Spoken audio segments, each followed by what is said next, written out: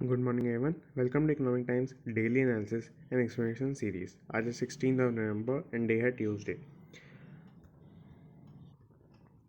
तो सबसे पहली बात है कि कल से जो है हमारी वीडियोस 11 ओ क्लॉक के आसपास आ रही होंगी। अगर आप सुबह जल्दी देखते हैं तो लगभग आप कह सकते हैं कि 1 घंटे का डिले अब से होगा, क्योंकि जो साउंड का इशू है वो मैं ठीक ही करूँगा। क्योंकि मतलब मैंने आपको पहले बताया था कि साउंड का इशू ठीक करने के लिए मुझे एडिट करनी पड़ती है वीडियो थोड़ी सी, और एडिट करने के बाद जो प्रोसेसिंग होती है, अगर आप में से किसी को पता हो, रेंडर करना होता है जो, तो उसके अंदर काफ़ी टाइम लग जाता है क्योंकि थोड़ी बड़ी वीडियो की लेंथ होती है।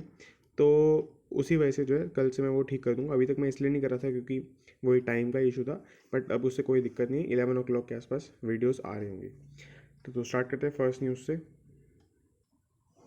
Valuations of equities seem stretched RBI. तो यहाँ पे बेसिकली इसको समझने के लिए एक इसके पीछे एक बैकग्राउंड में चीज़ चल रही है। आरबीआई का मंथली बुलेटिन आता है। मंथली बुलेटिन मतलब एक इन्फॉर्मेशन का, आप एक मैगजीन टाइप कह सकते हैं कि मंथली मैगजीन आती है। उसके अंदर बहुत सारे इश्यूज़ के ऊपर आरबीआई के ही गवर्नर शक्तिकांत दास, इनके अलावा बहुत सारे आरबीआई के जो इकोनॉमिस्ट हैं और बाकी जो लोग हैं उसके अंदर, तो वो लोग मतलब जो रिसर्च टीम के अंदर हैं, तो वो काफ़ी सारे मतलब इश्यूज़ के ऊपर आर्टिकल्स अपना पूरा देते हैं। तो अभी जो 15 को कल ही आया है एक जो बुलेटिन है, यहाँ पे आपको दिख रहा होगा, set the RBI latest monthly bulletin. तो पूरी उस बुलेटिन में से ही जो कुछ आरबीआई की मतलब आप कह सकते हैं कि स्टेटमेंट्स हैं, उन्हीं को बेस बना के पूरा आर्टिकल लिखा हुआ है ना। इसके अंदर हुआ क्या है कि यहाँ पर valuations of equities stream stage. तो ये तो कहने वाली बात नहीं है। वैल्यूएशंस इक्विटीज़ की जो आपके स्टॉक्स चल रहे हैं, शेयर्स चल रहे हैं, वो बहुत ही ज़्यादा ओवर वैल्यू हो रखे हैं काफ़ी सारे। इन्होंने बहुत सारे एग्जांपल्स दिए और बोला है कि अच्छा, इन्होंने ये भी बताया कि हम कैसे प्रूव कर सकते हैं इस बात को। 2 इंडिकेटर्स इन्होंने बताए हैं। Valuation of equities seem stretched by most conventional yardsticks. पहला है प्राइस टू अर्निंग मल्टीपल। ये बहुत ही इंपॉर्टेंट है, शायद मैंने इसके बारे में कभी बात की भी नहीं है। प्राइस टू अर्निंग का बेसिकली मतलब होता है कि आप इसको दो तरीके से निकाल सकते हैं। प्राइस टू अर्निंग्स का एक तरीका होता है कि आप मार्केट प्राइस लें कि शेयर कितने मार्केट पे प्राइस पे चल रहा है, अपॉन में आप कर दीजिए ईपीएस कि कितना आपको अर्निंग पर शेयर हो रहा है। अर्निंग पर शेयर अगर आपको नहीं पता तो मैंने आपको प्रॉफिट का पूरा चेन बताया था। तो प्रॉफिट के पूरे चेन में लास्ट में आकर के प्रॉफिट आफ्टर टैक्स निकलता है। तो प्रॉफिट आफ्टर टैक्स को अगर आप नंबर ऑफ शेयर से डिवाइड कर देते हैं तो आपकी ईपीएस आ जाता है। ये बेसिकली ये है कि हर शेयर होल्डर को कितने पैसे मिले, तो ये आपकी पीई रेशो होती है। और दूसरा फॉर्मूला होता है कि पूरा प्राइस यानी कि पूरी मार्केट कैप आप निकाल दीजिए, पूरी मार्केट कैपिटलाइजेशन पूरी कंपनी की, अपॉन में आप कर दीजिए अर्निंग्स जितनी उनकी इस मतलब जितने टाइम पे मार्केट कैप है, यानी कि पूरे साल की आप कह सकते हैं, पूरे साल की जो अर्निंग्स हैं, प्रॉफिट है, उसको आप ले लीजिए। तो उस हिसाब से पी भी निकल सकता है और दोनों से अलग आएगा, मतलब ऐसा नहीं दोनों से सेम आएगा, बट ज़्यादा जो मेन तरीका रहता है वो यही वाला रहता है। तो अब इसमें क्या है इसमें इसका मीनिंग क्या हुआ इस रेशो का, कि अगर आप उस स्टॉक से 1 रुपये कमा पाएंगे तो उस 1 रुपये एक्स्ट्रा जो 1 रुपये आप कमा पा रहे हैं उसके लिए आप कितने पैसे देने को रेडी हैं, इसका बेसिकली ये मीनिंग होता है। अगर किसी कंपनी की पी रेशो चल रही है 5, तो उसका बेसिकली मीनिंग ये है कि आपको 5 रुपीज़ देने पड़ेंगे उस कंपनी को कि आप 1 रुपये कमा पाओ। 1 रुपये ऑब्वियसली वो ऐसा नहीं है कि आपको 4 रुपये का लॉस हो रहा है, बट वो 1 रुपये आप एडिशनली कमा पा रहे हो, क्योंकि 5 रुपीज़ से तो आपको शेयर मिलेगा।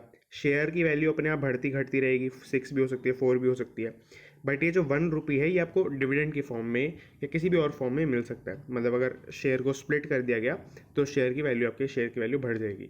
तो जो भी है, तो ये आपको 1 रुपीज़ की इनकम हो सकती है अगर आप मतलब पी रेशो के मीनिंग को देखते हैं। तो यहाँ पर पी रेशो देखा गया कि पी रेशो बहुत ज़्यादा चल रहा है। और अगर मैं आपको एक फिगर बताऊँ, नायका का जो आईपीओ मतलब अभी जो इनका प्रॉफिट आया Q2 का, वो 1 करोड़ है और इनकी मार्केट कैपिटलाइजेशन 1 लाख करोड़ है। मैं यहाँ पे जीरो लगा ही नहीं रहा हूँ, LCR लिख देता हूँ।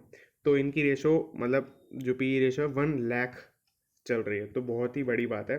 1 लाख आप देंगे और 1 रुपये कमा पाएंगे, तो बहुत बहुत बहुत बड़ी बात है। तो यहाँ पर यील्ड डिफरेंशियल्स, अच्छा इन्होंने 2 इंडिकेटर्स बताए हैं, पहला हमने डिस्कस कर लिया है, दूसरा है yield differentials with benchmark bonds. Yield differentials का बेसिकली कुछ मीनिंग नहीं है, थोड़ी फैंसी टर्म है। यील्ड को आप कंपेयर करते हैं दूसरी चीज़ों से, जैसे आपने रिलायंस के अंदर कितना प्रॉफिट हो सकता है ये देखा, वर्सेस कि टाटा के अंदर कितना प्रॉफिट हो सकता है। बट इसमें ये होता है कि यहाँ पे इन्होंने जैसे विद बेंचमार्क बॉन्ड्स लिखा है, तो यील्ड डिफरेंशियल करते टाइम हम जनरली बॉन्ड्स को देखते हैं कि आरबीआई जो बॉन्ड्स इशू कर रहा है उस पर हमें कितना सेफली इंटरेस्ट मिल सकता है, उसके अगेंस्ट हम चीज़ों को देखते हैं कि हमें रिस्क प्रीमियम कितना मिल रहा है। तो ये हो गया नाउ नंबर ऑफ। अच्छा, यहाँ पे इन्होंने जो मतलब पूरी रिपोर्ट थी उसके अंदर बहुत सारे मतलब जो वो थे, आप कह सकते हैं कि डेटा दिया था कि कौन कौन मतलब इंडिया का सेक्टर किसकी वजह से ज़्यादा हम कह रहे हैं कि वॉल्यूम मतलब वैल्यूएशन ज़्यादा हो गई है।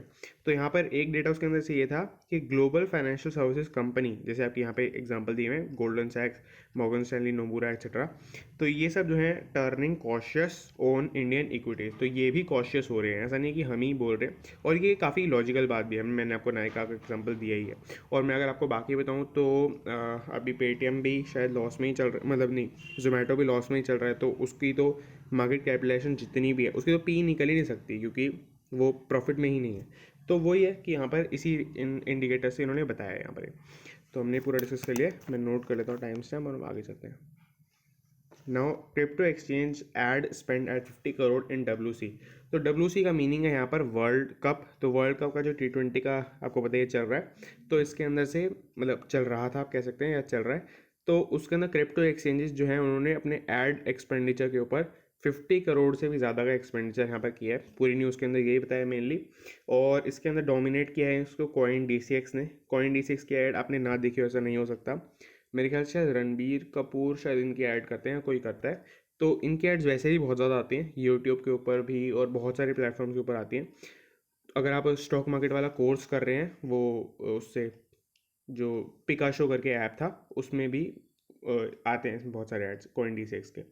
तो कॉइन DCX के एड्स 7 टाइम्स पर मैच चलते हैं एवरी चैनल पर ड्यूरिंग द टूर्नामेंट, पूरे टूर्नामेंट में। और टोटल स्पेंडिंग इसकी 40 करोड़ के आसपास हम मान के चल सकते हैं, जो स्टैंडर्ड रेट्स चलते हैं, मतलब जो ESPN शायद चैनल्स होते हैं या स्टार स्पोर्ट्स वगैरह कह सकते हैं।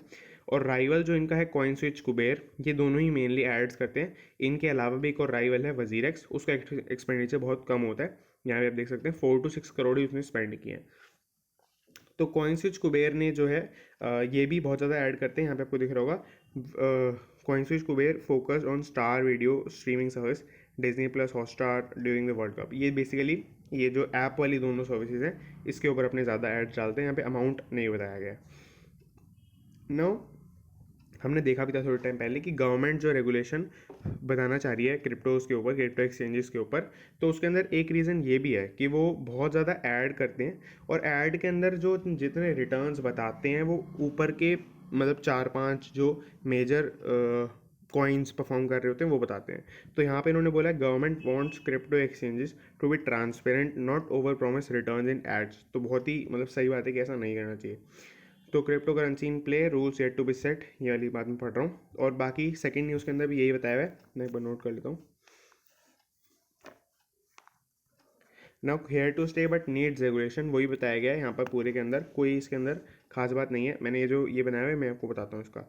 Parliamentary committee on finance, basically ये एक इसमें पॉइंट नोट करने वाली बात है कि जो कमेटी बनी है इसकी, उसका नाम है बस पार्लियामेंट्री कमेटी ऑन फाइनेंस। और ये एक स्टैंडिंग कमेटी है, यानी कि मतलब ये सिर्फ क्रिप्टो के लिए नहीं बनी है और बाद में ख़त्म हो जाएगी ऐसा नहीं है, ये चली रही है, पहले से भी चल रही है और मतलब आगे भी कंटिन्यू रहेगी, स्टैंडिंग कमेटी है। अब इसने यही बोला है हेयर टू स्टे, मतलब अभी बैन तो हम नहीं करेंगे बट नीड्स रेगुलेशन, जो पूरा सिस्टम है इसका इसको रेगुलेट करने की रिक्वायरमेंट है। क्योंकि हम बैन नहीं कर सकते, मैंने आपको दोनों के रीज़न मतलब 10 बार बता दिए होंगे शायद। तो खैर ये जो मैंने यहाँ पे ये बनाया हुआ है इसके लिए बेसिकली ये आपके पर्पज़ के लिए है ये चीज़, कि आप जो है इसका फ़ायदा उठा सकते हैं इस चीज़ का। आप अगर जैसे आपको कोई आइडिया है आपके मन में कि किसी तरीके से रेगुलेट हो सकती है क्रिप्टो, मतलब हाउ टू रेगुलेट क्रिप्टो, इसका आंसर है आपके पास किसी भी फॉर्म के अंदर, रॉ फॉर्म के अंदर, या एक अपना थॉट है इसके ऊपर, तो मैं आपको रिकमेंड यही करूँगा कि आप कुछ वीडियो फॉर्मेट में बना के या फिर कुछ पोस्ट की फॉर्म में ट्विटर पे डालें। इंस्टाग्राम वगैरह पे मत डालना, उस पर ज़्यादा नहीं चलेगा। ट्विटर पे डालें, या तो अगर पोस्ट की फॉर्म में है और वीडियो भी है तो भी ट्विटर पे डालें, और अगर वीडियो ही है तो फिर यूट्यूब पे भी डाल सकते हैं। और उसमें अगर टैग्स वगैरह अच्छे से चलाते हैं तो मतलब अगर आपको कंटेंट अच्छा है इसके अंदर, थॉट अच्छा है, तो काफ़ी सही चीज़ हो सकती है। हो सकता है आपको रिकमेंडेड कर दिया जाए आगे भी। खैर 922 मैं एक बार नोट कर लेता हूँ। नाउ मोस्ट वैल्यूएबल इंश्योरेंस बाजार इन द वर्ल्ड। तो यहाँ पर बेसिकली पीबी फिनटेक की जो लिस्टिंग हुई है उसके अंदर जो गेन्स हुए हैं और इनका जो प्रॉफिट वगैरह चल रहा है उसकी बात की गई है पूरे इसके अंदर। तो एक बार हम पीबी फिनटेक की बात करते हैं। पीबी फिनटेक बेसिकली पॉलिसी बाजार और पैसा बाजार दोनों ही ब्रांड्स का आप कह सकते हैं कि मार्केट या पेरेंट है। तो मार्केट डेब्यू उन्होंने मंडे को किया, यानी कि इसी मंडे को। और इस मंडे को 2 और कंपनीज़ ने मार्केट डेब्यू किया था। सिगाची इंडस्ट्रीज़ और SJS, हम उनकी बात करेंगे, नीचे न्यूज़ के अंदर है।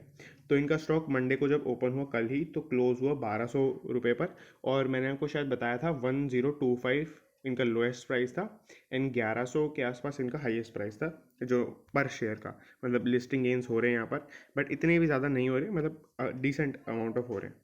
तो यहाँ पर market cap of 2 state owned finance firms, तो जो इनकी मार्केट कैपिटलाइजेशन जो 1203 इनका शेयर चला गया उसकी वजह से जो इनकी मार्केट कैप है वो 54,000 क्रॉस कर गई और वो मोस्ट वैल्यूएबल इंश्योरेंस बाजार बन गए। अभी मोस्ट वैल्यूएबल इंश्योरेंस कंपनी नहीं है, वो बाजार है सिर्फ, मतलब एक मार्केट प्लेस है जिसके ऊपर दूसरी कंपनीज आके अपना मतलब इंश्योरेंस को लिस्ट करवा सकती हैं। अगर आपने देखा हो पॉलिसी बाजार का पूरा प्लेटफॉर्म तो वो ऐसे ही काम करता है। तो इसके अंदर 2 स्टेट ओन्ड इंश्योरेंस की जो फर्म है जो खुद से इंश्योरेंस प्रोवाइड करती हैं, ऐसी 2 मिला के जो स्टेट ओन्ड है मतलब गवर्नमेंट की है, new India assurance and general insurance corporation GIC, इन दोनों को मिला करके भी उससे ज़्यादा है मतलब इनकी जो मार्केट कैपिटलाइजेशन है। द पॉलिसी बाजार had a domestic market share of 93.4% in financial 2020। तो वही है कि मतलब इनका मार्केट शेयर तो मतलब बहुत ही ज़्यादा चल रहा है, 93% बहुत बहुत ज़्यादा होता है। खैर ग्लोबल कंपैरिजन इन्होंने किया मार्केट कैपिटलाइजेशन का, जो मतलब सारी ग्लोबल इंश्योरेंस मार्केट प्लेस वाली कंपनी है। अच्छा, यहाँ पे मैं वापस से बोलता हूँ, ये मार्केट प्लेस है सिर्फ, यानी कि जैसे अमेजोन है, अमेजोन खुद का नहीं बेचता है कुछ भी, आपने देखा भी होगा। अमेजोन डजेंट हैव अ मतलब स्टोर, और bitcoin doesn't have a coin, physical coin, मतलब ये सब जो चीज़ें हैं यही है कि PB फिनटेक के पास अपनी कोई इंश्योरेंस नहीं है जो वो सेल करते हैं, it's just a market place, और मार्केट प्लेस के अंदर भी ये टॉप पोजीशन के अंदर है ग्लोबली, तो ये काफ़ी बड़ी बात है। दूसरी बात इन्होंने यहाँ पे, जैसे हमने 2 बात की कि मतलब आपके मंडे को जो लिस्टिंग हुई, तो लिस्टिंग के अंदर सबसे ज़्यादा गेंस सिगाची के ही चल रहे हैं। इसी सेम डे को जो लिस्टिंग हुई थी, IPO ओपन मतलब जो इनका प्राइस मिला वो था 163, और जब इनका शेयर ओपन हुआ तो 575 पर ओपन हुआ, तो बहुत ही ज़्यादा गेंस हो गए यहाँ पर। दूसरी बात, जब हमने बात की मार्केट कैपिटलाइजेशन से रिलेटेड, तो मैंने आपको शायद ऊपर बताई भी थी, नायका का सितंबर क्वार्टर के अंदर प्रॉफिट 1 करोड़ प्रॉफिट हुआ है, ये मैंने ऊपर शायद बताया था, और 96% के आसपास ये फॉल करा है पिछले क्वार्टर से, तो बहुत ही बड़ी बात है। ऑलमोस्ट 100 करोड़ के आसपास होगा, उससे फॉल कर गया 1 करोड़ पर। और इनके जो मतलब दूसरी नोट करने वाली बात है वो ये है, प्रमोशनल एक्सपेंसेस 38 करोड़ से 121 करोड़ पर मतलब बढ़ गए हैं, तो 3 टाइम्स के आसपास हो गए हैं। तो यहाँ पर ये है कि जो इनका IPO जब आया था तब इन्होंने काफ़ी ज़्यादा एक्सपेंडिचर किया प्रमोशन के ऊपर, तो इस तरह से। बाकी हमने पूरा देख लिया, मैं इसको नोट कर लेता हूँ एंड हम आगे चलते हैं। नाउ हम चलते हैं ET मार्केट वाले सेक्शन के ऊपर। जोमेटो, नायका एंड पॉलिसी बाजार could get amphi large cap.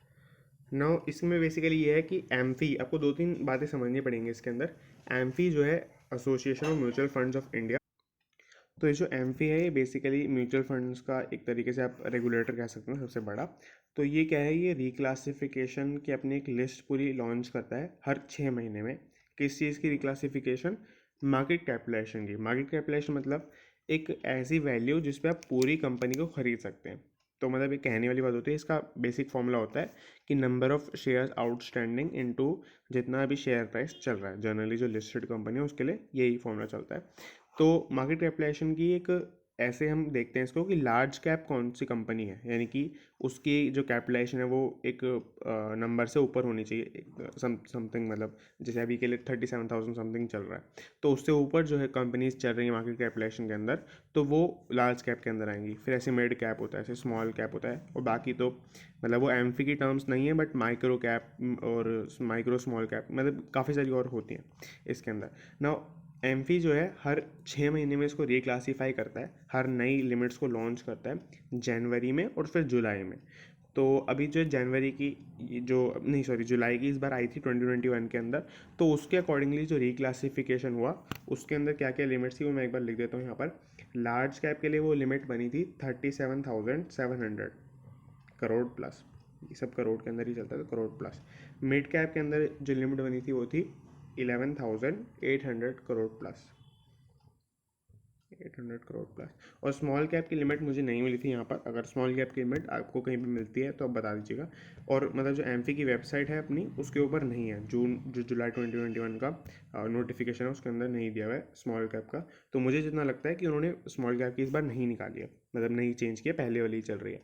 तो ये जो है चेंज हुई है यहाँ पर, और इसके बेसिस पे वो खुद ही कंपनीज़ का मूवमेंट भी करते हैं लार्ज और मिड कैप के अंदर, कि लार्ज कैप के अंदर कौन सी अभी भी लार्ज कैप है और कौन सी मिड कैप के अंदर चली गई हैं, मिड से स्मॉल में कौन गया है, मिड से लार्ज में अपग्रेड कौन हुआ है। तो वो सब मूवमेंट 6 महीने के बाद ही होता है।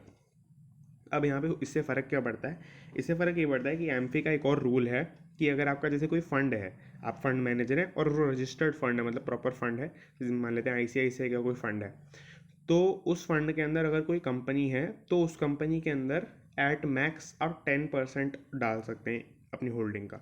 जैसे आपने लार्ज कैप फंड बनाया तो लार्ज कैप फंड के अंदर आप सारी लार्ज कैप कंपनीज ही लेंगे, और हर कंपनी के अंदर आप मैक्सिमम 10% डाल सकते हैं अपने पूरे फंड का, जो भी आपने AUM है आपका उस फंड का।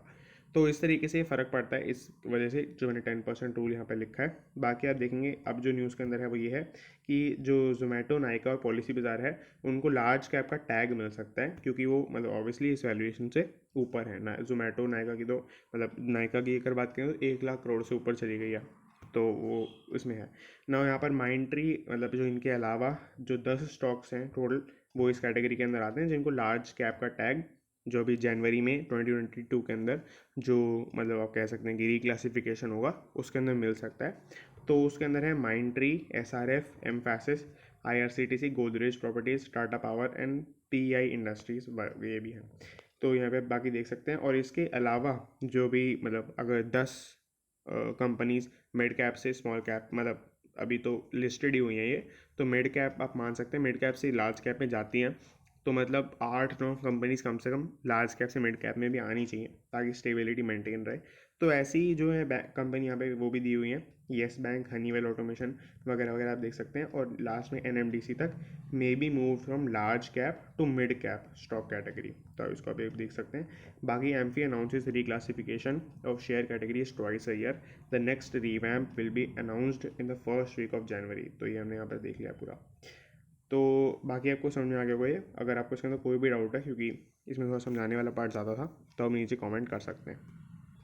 अब वो जो है सिगाची वाली की बात करते हैं। सिगाची हमने ऊपर देखा भी था। अच्छा, ये क्या करती है कंपनी? इंडस्ट्रीज़ की ही कंपनी है, मतलब पूरी जो मैन्युफैक्चरिंग वाले सेक्टर के अंदर मेनली कंपनी है ना। सिगाची जो है इनका बेस्ट डेब्यू रहा है 13 ईयर्स के अंदर।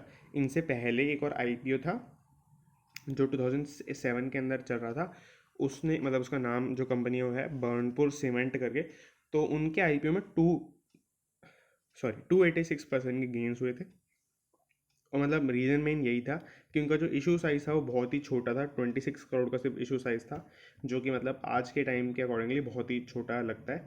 और क्योंकि मतलब अगर छोटे से छोटा IPO होता है तो वो 1000 करोड़ प्लस होता है, तो इस वजह से ना यहाँ पर बर्नपुर का जो इशू था वो 286% ओवर रहा, मतलब जो इसकी लिस्टिंग हुई जब। पर आज के दिन इनका शेयर मतलब उनके उस टाइम पे इनका शेयर 60 के आसपास चल रहा था, कुछ 60 प्लस के आसपास चल रहा था। बट आज के दिन का इनका शेयर 4-5 रुपये के आसपास चल रहा है। और एक पॉइंट ऑफ टाइम पे मैंने देखा चार्ट के अंदर 0.7 रुपीज़ पर भी गया हुआ है। तो मतलब इतना अच्छा परफॉर्म सीधी सी बातें नहीं कर रहा है, बहुत ही बुरी चल रही कंपनी। बट लिस्टिंग गेंस के अकॉर्डिंगली फर्स्ट नंबर पर आ रही है अभी भी। और सेकंड पे आ रही है सिगाची, जिनका अभी लिस्टिंग हुआ है कल ही। तो डे वन का स्कोर कार्ड इन्होंने जो 3 कंपनीज मैंने आपको बताई थी जिनका लिस्टिंग हुआ था, तो उन तीनों का दे रखा है, चाहे तो देख भी सकते हैं। मैं एक बार ऑफर प्राइस और IPO का ओपनिंग बता देता हूँ। जो ऑफर प्राइस है वो था 980, 1150 पे हमने ऊपर देखा था। लिस्टिंग हुई थी 542, 540। एंड यहाँ पे एक्चुअली में लॉसेज ही हो रहे हैं SGX के अंदर। और इसके अंदर सबसे मेन प्रॉफिट है 163 से लेकर 575 सीधा। खैर, इसके अलावा आप देखेंगे और यहाँ पर लकी बिल्डर्स और सिगाची इंडस्ट्रीज़ शुड बुक 50%, मतलब ये बेसिकली GCL सिक्योरिटीज़ जो है ऐसी इन्वेस्टमेंट फर्म है। तो ये VC जो इसके है रवि सिंघल, इन्होंने बोला है एक इन्वेस्टमेंट टिप टाइप दी है कि अगर आपको सिगाची इंडस्ट्रीज़ के जो हैं शेयर्स मिले हैं तो 50% प्रॉफिट को बुक कर लीजिए, मतलब 50% स्टॉक्स को सेल कर दीजिए और 50% को भी होल्ड करिए अपने पोर्टफोलियो के अंदर। तो 50% अगर आप सेल करते हैं तो आपको लगभग पैसा का डबल हो गया एक तरीके से, क्योंकि पैसा 4 टाइम्स हो रहा है यहाँ पर। हाँ, तो 163 से आपका डबल हो जाएगा, पैसा 320 के आसपास हो जाएगा, उससे ज़्यादा ही हो जाएगा एक्चुअली में, 340 के आसपास हो जाएगा। और बाकी आप 50% होल्ड कर सकते हैं इससे। तो और अच्छा, मैं जो कह रहा हूँ 340 हो जाएगा, वो हर शेयर पर हो जाएगा, जो आप सेल नहीं भी करेंगे उसके ऊपर, मतलब अगर किसी को मिली है तो उसके लिए बात है, नहीं मिली तो कोई बात नहीं। खैर, इसके अलावा SGS enterprises drop almost 6% to close at 510 against the offer price of 512। वही है कि 512 से पहले ओपन ही 540 पर हुआ था और बाकी और नीचे गिर कर 5:10 पे इसकी क्लोजिंग हुई है। तो ये हमने यहाँ पर भी पूरा देख लिया। तो वो ये कि आपको आईपीओ में काफ़ी सेफ्टी से इन्वेस्टमेंट करनी चाहिए, क्योंकि दोनों ही बातें हो सकती हैं। और आईपीओ की रैली के अंदर एक और न्यूज़ है कि टार्सन प्रोडक्ट्स का जो आईपीओ है वो फुल्ली सब्सक्राइब हो गया है पहले ही दिन के अंदर, और जो ऑफर है मतलब इसका 1.09 टाइम्स सब्सक्राइब हो चुका है इसके अंदर। तो मतलब इसका प्रीमियम तो बहुत ऊपर जाने की मतलब संभावनाएं हैं, आप कह सकते हैं। बाकी हम आगे चलते हैं एक बारी के सीमेंट कंपनीज वाली न्यूज़। सीमेंट कंपनीज में raise prices amid surging demand, बहुत ही बेसिक न्यूज़ है इसके अंदर। जो सीमेंट कंपनीज़ हैं उनमें मतलब एक उसमें ट्रेंड की बात की गई है। और ये सब जो है न्यूज़ मैं बता रहा हूँ न्यूज़ के अंदर क्या है, बट न्यूज़ से पहले ये सब न्यूज़ इसलिए इंपॉर्टेंट होती है क्योंकि अगर आपको जैसे एक साल बाद अगर आप कोई केस स्टडी देखेंगे या आप आज कोई केस स्टडी देखते हैं, तो उसके अंदर पे जो पहले के ट्रेंड्स चल रहे होते हैं उनके बारे में बात की गई होती है कि जहाँ पे प्राइसेस बढ़े उसकी वजह से ये हुआ वो हुआ। तो अभी अगर आपको ये चीज़ें ज़्यादा समझ में नहीं आती है तो इसका एक ही तरीका होता है, या तो आप हर चीज़ पढ़ें पहले वाली भी, या अभी जो चीज़ें हो रही हैं उसको ढंग से पढ़ लीजिए, ताकि आपको कम से कम फ्यूचर के अंदर जब चीज़ें हो रही होंगी, जैसे एक एक शायद यूट्यूबर का नाम है थिंक स्कूल करके, मतलब चैनल का नाम है, तो उसके ऊपर बहुत अच्छी केस स्टडीज़ आती हैं। तो वैसी जो केस स्टडीज़ अगर आपको समझनी है तो आपको जो ट्रेंड्स वाली न्यूज़ होती हैं, जैसे हमने ऊपर देखा था क्रिप्टो में इस टाइम पे कैसा ट्रेंड चल रहा है पूरा, जो कितने टाइम से रेगुलेशन की डिमांड हो रही है और बैन आरबीआई लगाना चाह रहा है। तो अगर बैन लग जाता है तो ये वाली साइड चली जाएगी न्यूज़ पूरी, या आप कह सकते हैं पूरी केस स्टडी, या फिर आप कह सकते हैं कि जब रेगुलेशन हो जाएंगे तो इस साइड चली जाएगी, दूसरी साइड हो जाएगी बिल्कुल। तो वही है कि यहाँ पर ये पूरी अपने आप में स्टोरी है जो क्रिप्टो की चलने लग रही है इस टाइम पर। बाकी जैसे इक्विटी में हमने फर्स्ट न्यूज़ देखी थी वैल्यूएशन की, तो ये भी अपने आप में एक स्टोरी है कि इक्विटी वैल्यूएशन इस टाइम पर बहुत ज़्यादा बूम कर रही थी, बट फिर भी अच्छा मैं आपको इसमें एक और पॉइंट बता देता हूँ, शायद मैंने कवर नहीं किया इसके अंदर। हाँ यहाँ पर but promoters raising ownership reflects confidence in their business. तो ये भी अपने आप में एक स्टोरी बन रही है कि वैल्यूएशन बढ़ रही थी, उसके बावजूद भी प्रमोटर्स अपना स्टेक बढ़ा रहे थे। तो अगर फ्यूचर के अंदर कोई बड़ी चीज़ हो जाती है तो उसको सपोर्ट करने के लिए यही सब फैक्ट्स सामने आते हैं। खैर हम इसके ऊपर चलते हैं वापस से। सीमेंट कंपनीज में raise prices amid surging demand. तो इसके अंदर यही है कि सीमेंट कंपनीज अपने प्राइसेस को बढ़ा रही हैं क्योंकि डिमांड बहुत ज़्यादा बढ़ रही है। ये पहला रीज़न है। दूसरा रीज़न भी इन्होंने ही बताया इसके अंदर, और पहला वर्ड वही है। दूसरा रीज़न ये है rising fuel prices have been a cause of concern for cement companies. तो दूसरा रीज़न है कि राइजिंग फ्यूल प्राइसेस बढ़ रहे हैं अपने आप में, तो उसमें ओवर द पास्ट 2 मंथ्स तो उसकी वजह से प्रॉफिटेबिलिटी कम हो रही थी, तो वो बढ़ा दिए, प्राइस बढ़ा दिए। तो अक्टूबर 20 से अगर हम कंपेयर करें अक्टूबर 21 को, तो year on year all India average चल रहा है 7.5% का, जो कि इन्फ्लेशन से ऊपर है। इन्फ्लेशन अभी मेरे ख्याल से 4.8% के आसपास अभी डेटा आया था उसके अंदर था, तो काफ़ी ज़्यादा है इन्फ्लेशन से, ऑलमोस्ट आप कह सकते हैं कि 1.7 टाइम्स के आसपास। खैर अगर आप यहाँ पे इन्होंने रीज़न वाइज भी बताया तो आप देख सकते हैं कि वेस्ट साइड सबसे ज़्यादा बढ़ा है। तो यही सब 2-3 बातें इंपॉर्टेंट होती हैं कि ऑल इंडिया एवरेज कितना रहा और वेस्ट साइड मतलब किस साइड में किस रीजन में सबसे ज़्यादा बढ़ रहा है।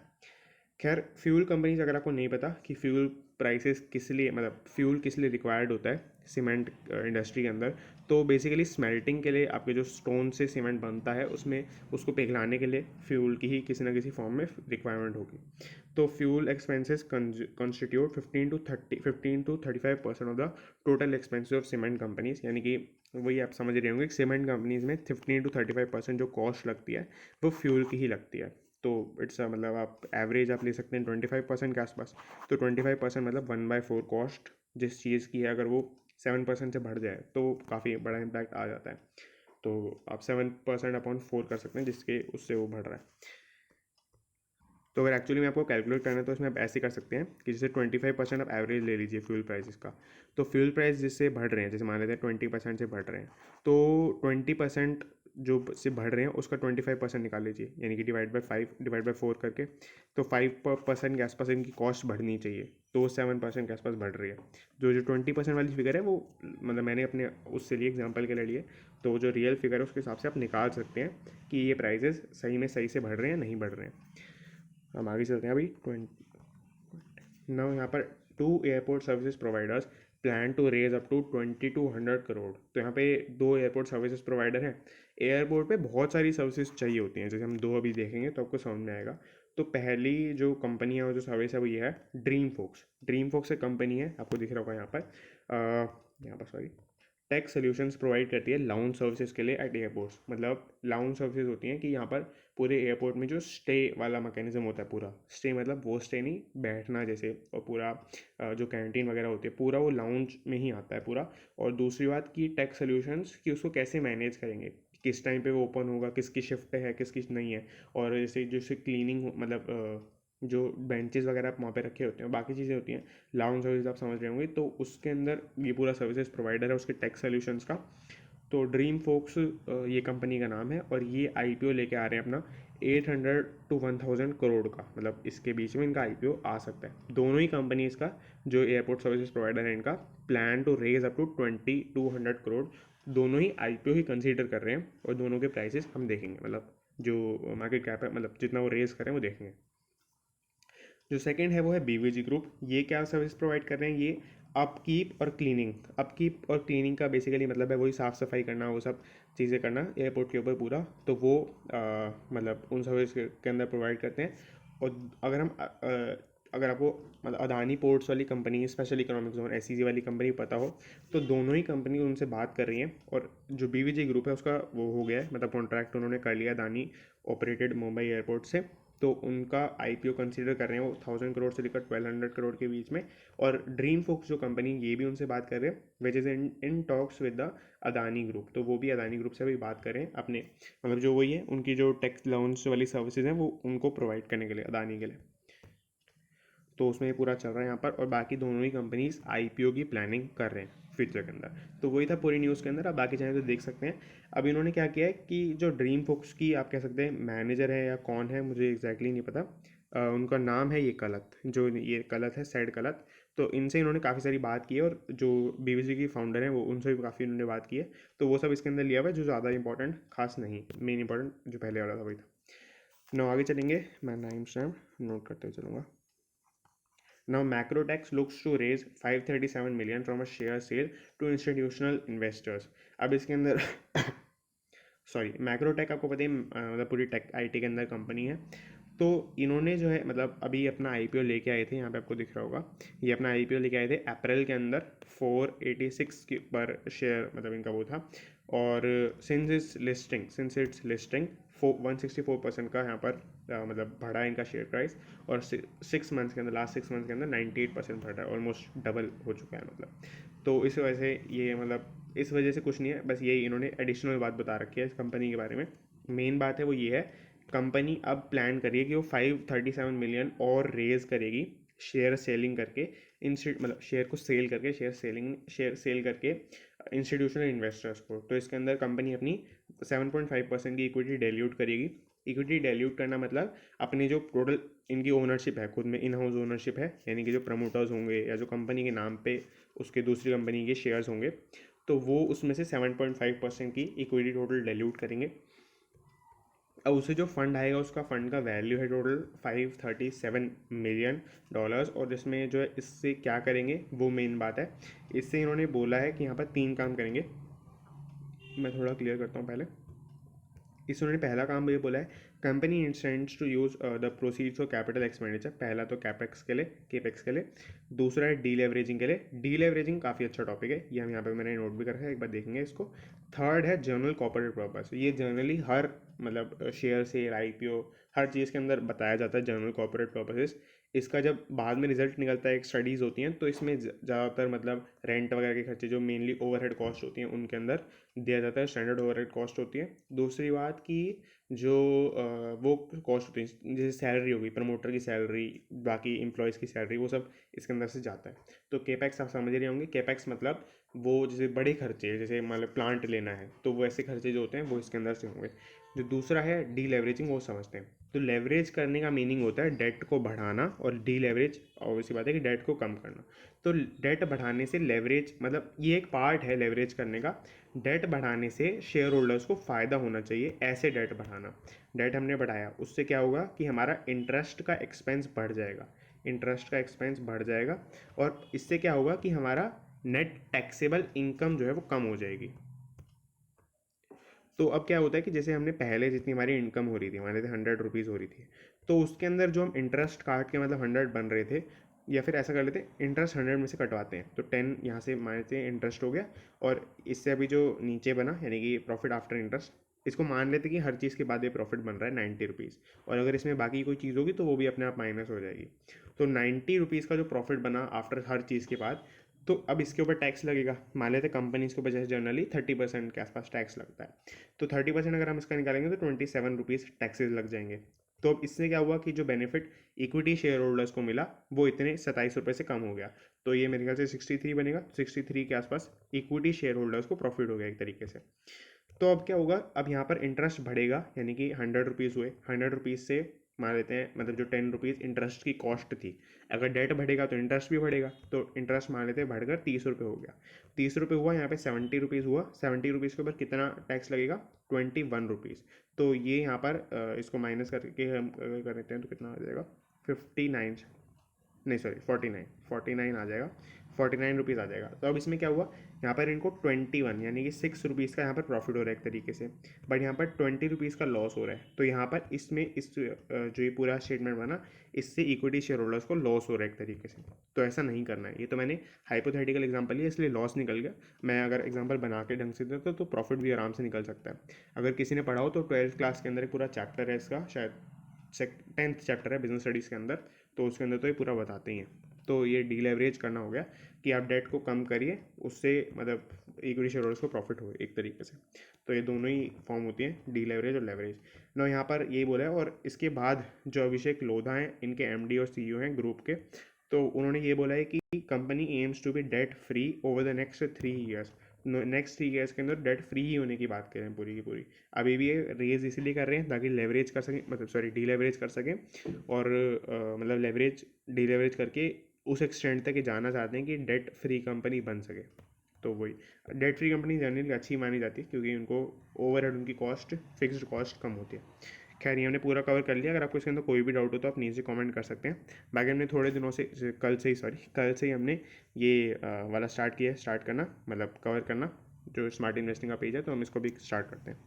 मैं नोट कर लेता हूँ 30 ना। हीरो मोटो ये हीरो मोटर है, मोटो लिखा हुआ है सिर्फ, हीरो मोटर, ये मोटो कॉर्प होगा, Hero MotoCorp steps up exports to beat local woes. तो वो ये बेसिकली कि लोकल वोज यानी कि इंडियन डोमेस्टिक मार्केट के अंदर जो भी रीजन्स चल रहे हैं उसकी वजह से जो भी हीरो मोटो कॉर्प पे इफेक्ट पड़ रहा है उसको वो मतलब एक तरीके से बीट करने के लिए या फिर कंपनसेट करने के लिए, बैलेंस आउट करने के लिए एक्सपोर्ट्स बढ़ा रहे हैं, बाहर की कंट्रीज में ज़्यादा एक्सपोर्ट्स कर रहे हैं। तो यहाँ पर यही बताया है पहले तो कि कितना एक्सपोर्ट बढ़े आपकी, वो सब आप देख सकते हैं, बट जो मेन बात है वो यहाँ पर मतलब एक्सपोर्ट्स कितने बढ़े वो आपको देखना है। तो 13% के आसपास इनके एक्सपोर्ट्स बढ़े यहाँ पे दिया हुआ है। दूसरी बात कि अभी जो मेन बात है वो ये है कि यहाँ पर क्या चल रहा है, यहाँ पर चल रहा है कि कॉस्ट कंट्रोल ये करने की कोशिश करें। मतलब इनका बेसिकली क्या हुआ कि इनका रेवेन्यू पिछले टाइम से जो वो था मतलब क्वार्टर था उसके अंदर कम हो गया। तो अब यहाँ पर कॉस्ट कंट्रोल की बात करें, मतलब कह रहे हैं कि हम क्या क्या करेंगे यहाँ के लिए।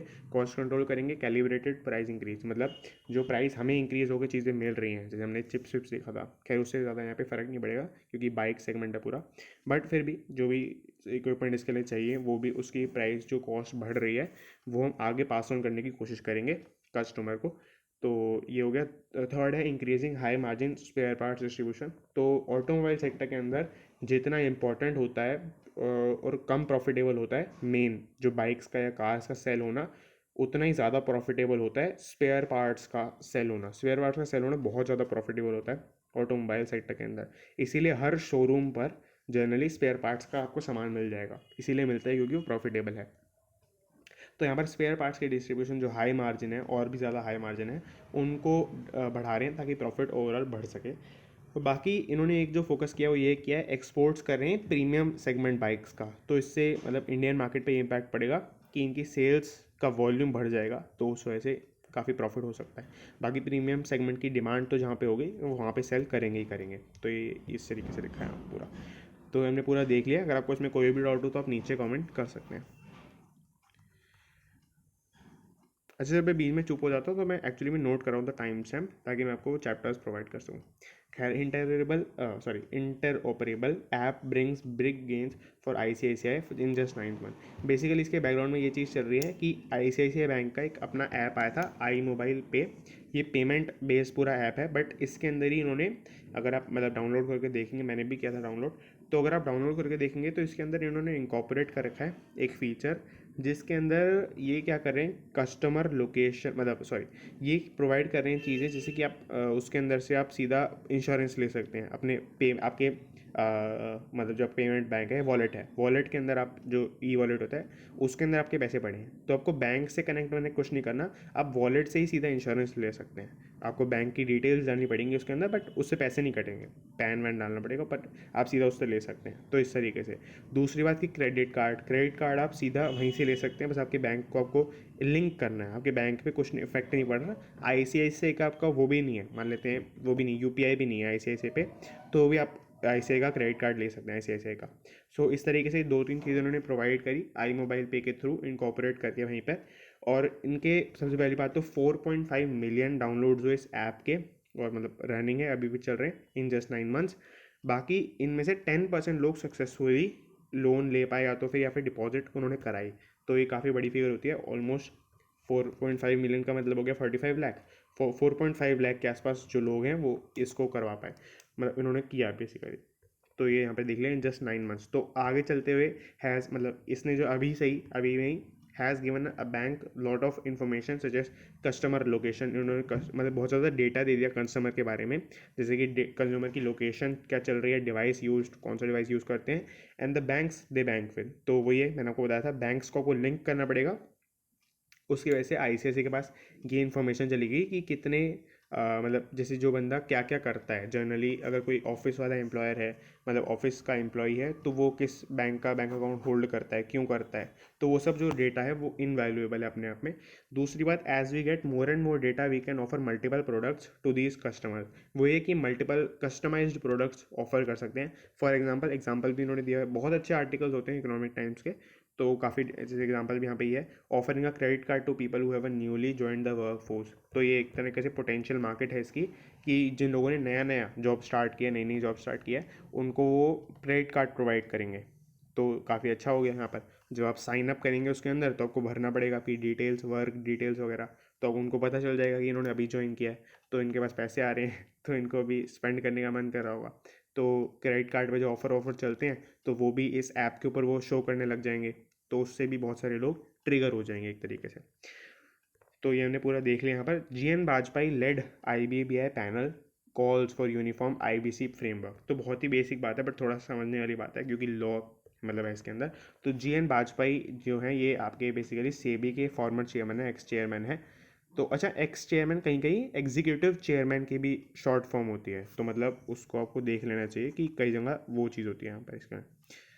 तो इसमें क्या है कि यहाँ पर GN वाजपेयी वैसे एक्स चेयरमैन थे, इसका मीनिंग ये है कि फॉर्मर चेयरमैन थे। तो इन्होंने जो एक बोर्ड बनाया, मतलब ये इन्होंने बोर्ड को लीड किया, उसके अंदर वो मतलब बोर्ड था IBBI का। IBBI मतलब जैसे आपको यहाँ पे दिख रहा होगा, insolvency bankruptcy board of India, insolvency and bankruptcy board of India. तो इन्होंने जो है एक बोर्ड इसका जो लीड किया, इन्होंने ये बनाया, come up with a standardise framework with a real time data bank.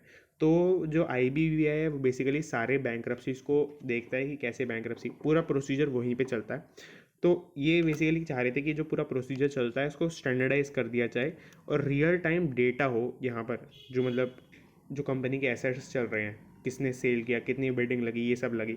तो इसके लिए जो है एक रियल टाइम डेटा का पूरा वो बनना चाहिए, डेटा का आप कह सकते हैं डेटाबेस या कुछ ऐसा बनना चाहिए, डेटा बैंक बनना चाहिए।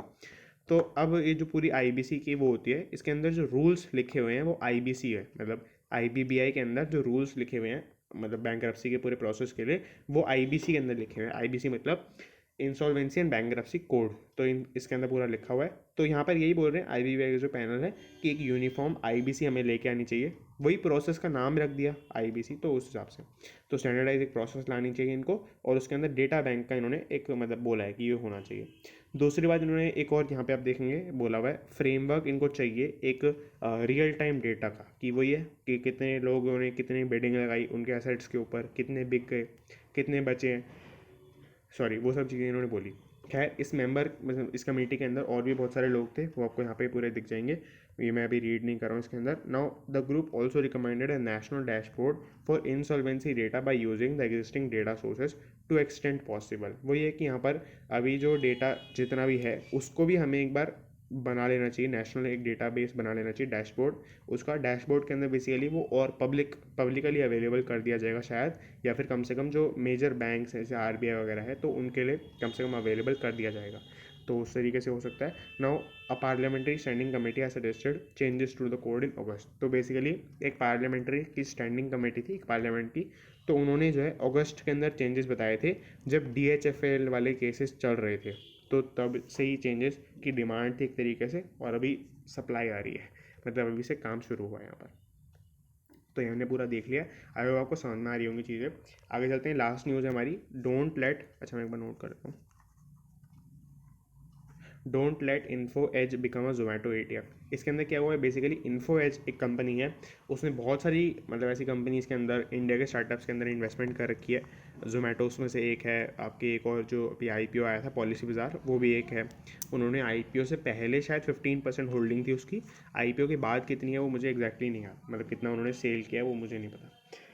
खैर अब यहाँ पे क्या बोला गया है कि बेसिकली कुछ जो इनका एक लेटर इन्होंने दिया है, किसने दिया है, ये इन्फो एज के फाउंडर को, संजीव बिखचंदानी को दिया है। किसने दिया है, फाइनेंस के MD हैं इन्फिना के, वेंकट सुब्रमण्यम, इन्होंने दिया है। तो इस आर्टिकल के अंदर पूरा आर्टिकल यहाँ पे इन्होंने प्रिंट कर दिया है, तो आप देख सकते हैं जैसे आप डियर संजीव से लेकर पूरा आप मतलब जो लास्ट में होता है उस तक पूरा कर दिया है। तो अब इसमें बेसिकली ये कहना चाह रहे हैं, मैंने पूरा आर्टिकल ये पढ़ लिया बट इसके अंदर कोई खास आपके लिए काम की बात नहीं है। बुरी बात एक ये है कि I was writing this letter in hope for persuading you to consider to considering your to consider reducing your stake in Zomato. बस पूरे आर्टिकल के अंदर ये है कि आपको अपने जोमेटो को जो होल्डिंग है उसको बेच देना चाहिए। And derisk Info Edge, कि बेसिकली ये डी रिस्क हो जाएगा। इसका मीनिंग ये है कि इन्फो एज का जो पूरा पोर्टफोलियो है, जो इन्वेस्टमेंट्स हैं वो डी रिस्क हो जाएंगी। सॉरी, इसका मीनिंग ये है कि मतलब पूरा ओवरऑल जो रिस्क है वो मेनली सबसे ज़्यादा आपकी जोमेटो में ही चल रहा है, तो इस तरीके से। तो अब जो मेन न्यूज़ है हम इसको कवर करते हैं, जो जोमेटो ETF वाली बात है वो ये है बेसिकली कि ETF का मीनिंग होता है एक्सचेंज ट्रेडेड फंड, कि अब जोमेटो में इन्वेस्टमेंट ना करके आप जोमेटो के इन्फो एज में इन्वेस्टमेंट कर दीजिए, इन्फो एज का शेयर खरीद लीजिए। और इन्फो एज का शेयर मैं आपको बताऊँ कि बहुत ज़्यादा बूम कर रहा है। पिछले 6 महीने के अंदर भी 4000 के आसपास लेवल्स पर था, और अभी 6000 से नीचे नहीं आता है अब।